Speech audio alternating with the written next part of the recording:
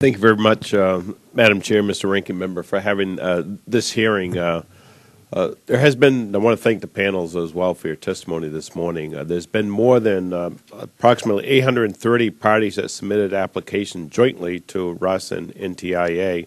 Has Russ gone through the projects and advised NTIA which ones that they will not fund? We're still in the process of consultation with NTA on that. There are large numbers you indicated of joint projects, and we're evaluating them simultaneously. At the same time, we're looking at them, NTA is looking at them, so we're not slowing one another down. We haven't yet made determinations as to which ones exactly we are or not going to fund in most of these categories, so we're not yet in a position to indicate to NTA which ones we're turning down. But that, I can't speak for Secretary Strickling, but I don't think that's slowing them down in their evaluation. And when do you plan on having your part of the process done? Well, we've made a lot of progress, and we're starting to wrap up in certain categories where we are in some of the remote projects. So I think this month we will have a much better sense. I should say in November, this coming month, of where we are. And does NTIA plan on reserving any funds for jointly submitted projects that Russ decides not to fund? Yes, absolutely. Yes, absolutely. We had indicated a total funding round of about 1.4 to 1.6 billion, and we absolutely are interested in looking at the projects that RUS determines not to fund. And as Administrator Adelstein said, we are reviewing the applications in parallel, so we're not waiting to hear from the Department of Agriculture to actually initiate a review of a joint application. We're looking at them right now. Okay. And if a project sponsor that has submitted their project to Russ due to the rural nature of its proposed serviced area, if they haven't heard anything back from Russ by now or NTIA, does that mean the project is no longer being considered?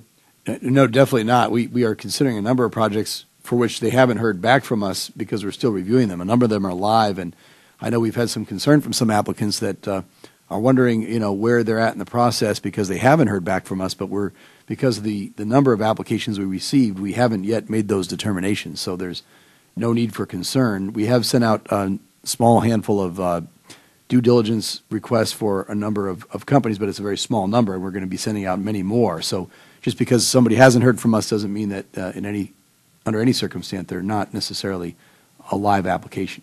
Thank you.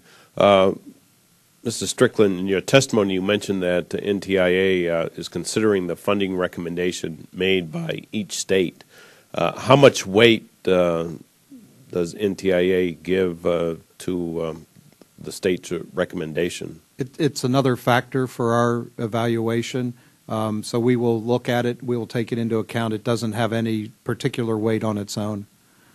Okay. And what about Russ? Does Russ give any weight to a state's recommendation? We don't have a legislative requirement to create a formal state process like NTIA does. We do have a very good relationship, though, with the states, and I think that to the degree that they have input, we are looking at what they have to say as a factor, but it's not something that we are required to do through a formal process like NTIA. And has Russ established any general guidelines to direct, the first rounds of awards? You have everything in writing on your general guidelines? We do. We have. It's in the NOFA, very detailed requirements and very explicit criteria by which we are indicating what we are looking for in the funding pot. So we have been very clear, I think, about what the main criteria are by which we're going to judge applications in an objective way. Yep. And will a greater amount of funding be committed to smaller type projects over larger initiatives? Well, we certainly hope so. I mean, we have a lot of applications from small businesses. 34% of our applications are for less than $1 million. So we traditionally, in our past experience, have given a lot of funding to small companies and startups, and we hope to continue down that path in this process to the degree that good applications score high in our objective criteria. We are going to look forward to funding a lot of them. And you plan on utilizing all the funding that you have? I've heard some concerns about Russ. Even though there's money appropriated, sometimes they don't like to give all the money out. Well, we'd like to give the money out. We won't do it unless somebody, reaches all the eligibility criteria and scores high enough. I mean, we will not. We do think we'll be able to obligate all of the funding that was provided to us by September 30th, 2010. Thank you.